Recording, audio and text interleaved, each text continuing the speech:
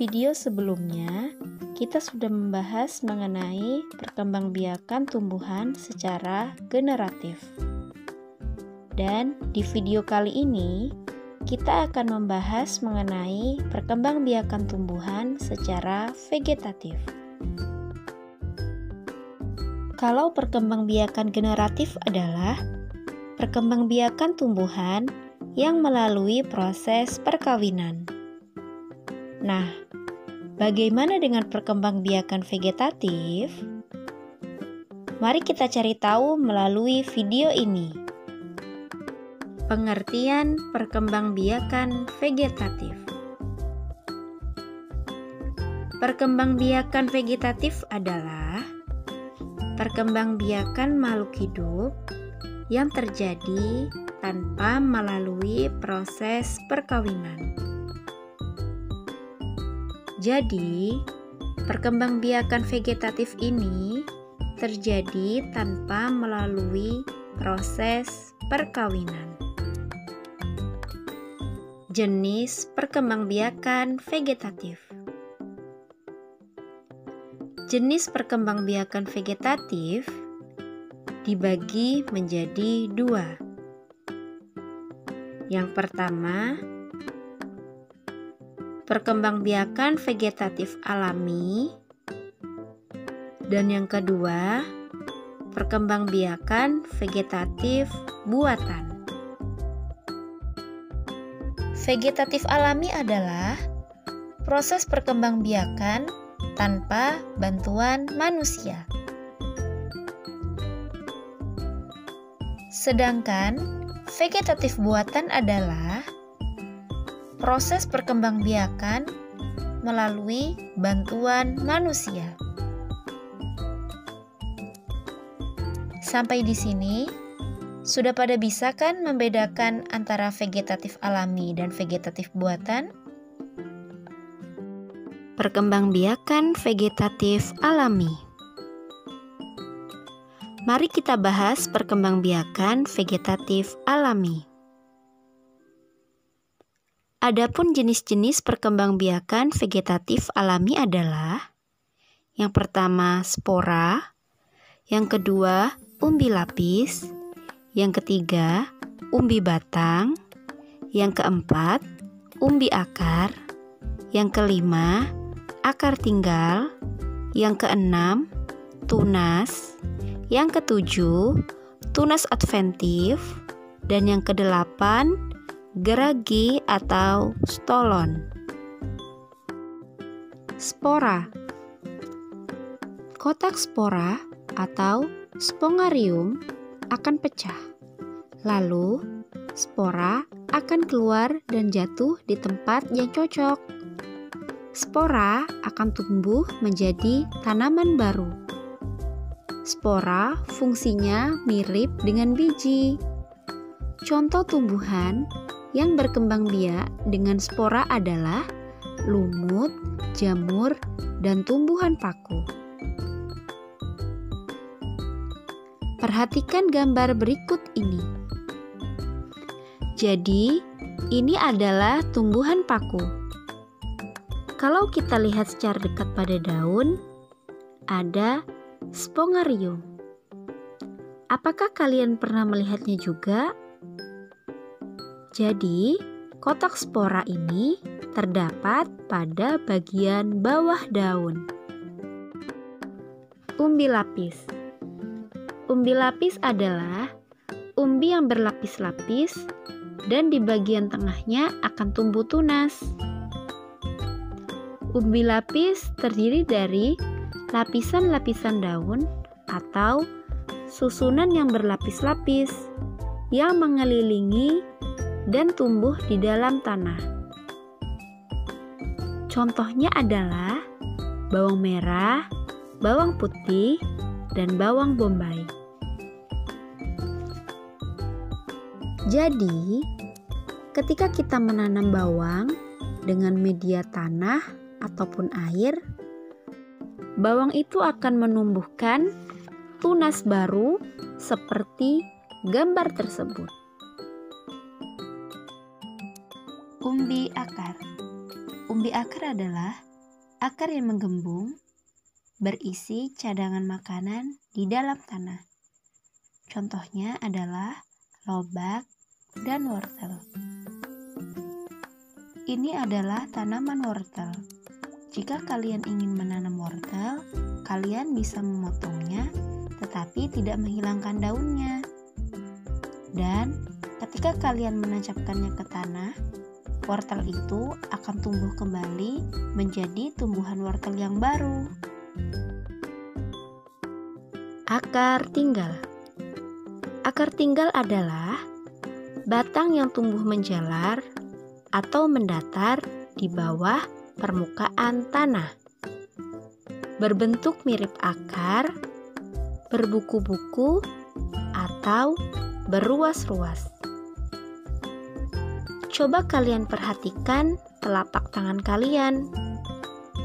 Jadi, seperti itulah contoh beruas-ruas.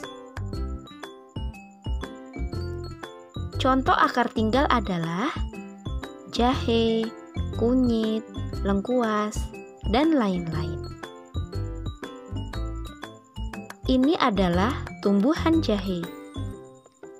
Apabila kita ingin menanam tanaman yang baru, kita bisa memotong sedikit tanaman jahenya dan menanamnya kembali ke dalam tanah. Maka akan tumbuh. Tunas. Tunas adalah bagian tanaman baru atau muda yang tumbuh di sekitaran induknya. Contoh tumbuhan yang berkembang biak dengan tunas adalah bambu dan pisang. Ini tanaman pisang yang sering kita jumpai. Jadi, seperti inilah tunas baru pada tanaman pisang. Selanjutnya, tanaman bambu. Lihatlah, tunasnya baru tumbuh. Tunas adventif. Tunas adventif adalah tunas yang tumbuh bukan dari ujung batang, tetapi muncul dari tepian daun. Tunas tumbuhan baru muncul dari lekukan-lekukan pada tepian daun. Tunas tersebut akan menjadi tumbuhan baru. Contoh tumbuhan yang berkembang biak dengan tunas adventif adalah daun cocor bebek. Ini adalah tumbuhan cocor bebek. Nah, yang dimaksud dari tunas tumbuhan baru muncul dari lekukan-lekukan pada tepian daun adalah seperti ini. Jadi, tunas baru muncul dari tepian daun. Inilah merupakan tunas baru dari cocor bebek dan disebut dengan tunas adventif. Geragi atau stolon. Geragi atau stolon adalah batang yang tumbuh menjalar di atas atau di bawah permukaan tanah. Tunas pada ruas-ruas batang dapat tumbuh menjadi tumbuhan baru. Ujung geragi yang menyentuh tanah akan membelok ke atas.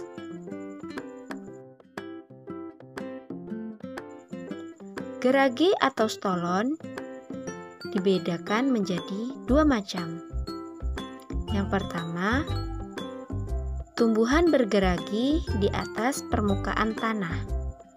Contohnya, stroberi dan semanggi. Perhatikan gambar berikut ini. Ini adalah pohon stroberi. Stolon pada tumbuhan stroberi berada di permukaan tanah atau tidak di dalam tanah.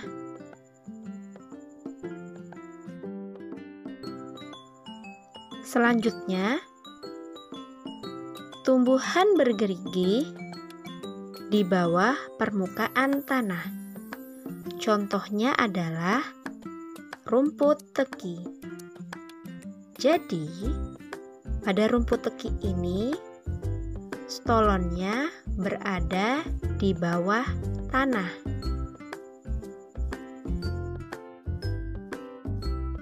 Perkembangbiakan vegetatif buatan. Jenis-jenis perkembangbiakan vegetatif buatan adalah 1. Cangkok. 2. Menempel atau okulasi. 3. Stek. 4. Merunduk. 5. Menyambung. Cangkok. Cangkok adalah mengusahakan batang tanaman berakar sebelum ditanamkan ke tanah. Contoh tanaman yang dapat dicangkok adalah pohon mangga, pohon apel, pohon nangka, pohon jambu, dan lain-lain. Caranya, mengupas kulit pada batang, lalu membungkusnya dengan tanah humus menggunakan plastik, sehingga akar akan tumbuh pada bagian yang dikupas. Stek. Stek adalah memotong bagian tumbuhan, kemudian ditanamkan dan dapat tumbuh menjadi tanaman baru.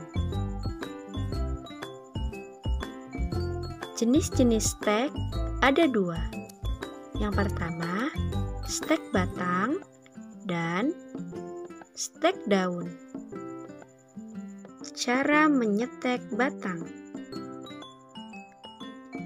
Potong batangnya, lalu tancapkan ke tanah, dan batang itu akan menumbuhkan akar dan jadilah tanaman yang baru.